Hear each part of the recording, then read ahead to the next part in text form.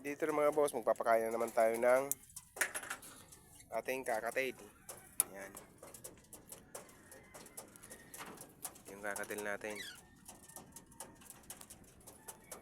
Yan. Bale, dito yung marami silang tawag dito. Ipa. Pero mga boss, papansin ko itong kakatil natin ay pumapasok na sa bahay nila.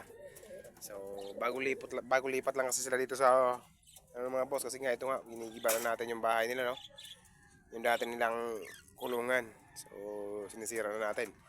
Andito sila ngayon. Nakalipat na sila. Ngayon, medyo naiilang pa sila sa bago nilang pwesto. Kaya hindi na muna natin sila pipilitin na pumasok din sa nila. Pumasok sa box nila. Pupusa naman yan.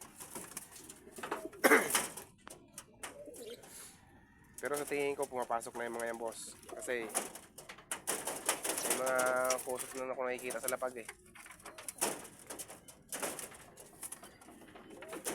Marami na akong kusot na nakikita sa lapag. Yan.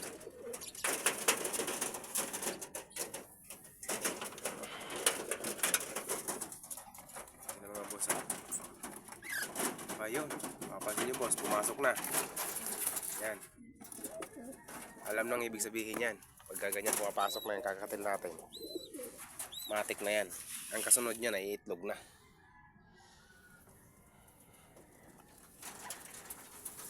Hintay-hintay lang muna tayo mga bossing. Kasi baka sa linggo magsalang na rin tayo ng parakit sa breeder natin. Kasi may parakit tayo dito na marami tayong parakit dyan. So kukuha tayo dyan ng natin, pang breed, pang pairing natin. So meron na tayong dyan. Meron na tayong suspect dyan na ipipairing natin, no? So yun, maraming salamat ulit. Yan, magandang araw sa inyo lahat.